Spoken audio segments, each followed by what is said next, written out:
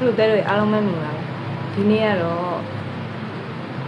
ဒီဝယ်ထားပြီးတော့မသုံးဖြစ်တဲ့ပစ္စည်းလေးတွေကိုဈေးတက်လန့်လေးနဲ့ပြန်ရောင်းပေးကြပါတယ်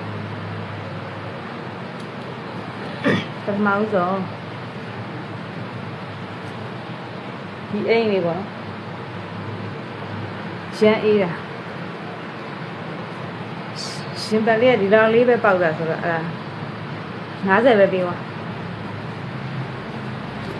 နောက်တစ်ခုကအိတ်ကလေးပြန်ရောင်းကြမှာအိတ်ကလေးဆိုဒီနားလေးကဂန်းလေးကပြက်ခံနေပြီအဲ့မသုံးပြတော့လို့ဒါလေးကို30ပဲပေးသွားဟောစူဘူးလေးဆိုတော့လွယ်တော့စုပြီးရောလိုအဲ့ရင်ဖွင့်တော့လို့ရတယ်ဒါလေးလို့ရင်30နဲ့ယူပါဒီခဏလေးဒီခဏလေးဆိုမဲသေးနေရမယ်နှမျိုးလို့ရေးတော်မဖေးထားဘူးဒါလေးလို့ရင်40နဲ့ယူပါ40ယူလို့မှန်ပြီဒီဟာလေးဆိုလို့ရှိရင်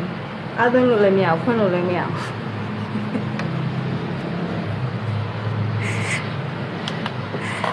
ဒါလေးရင်25ပဲနဲ့မှတ်ပြီ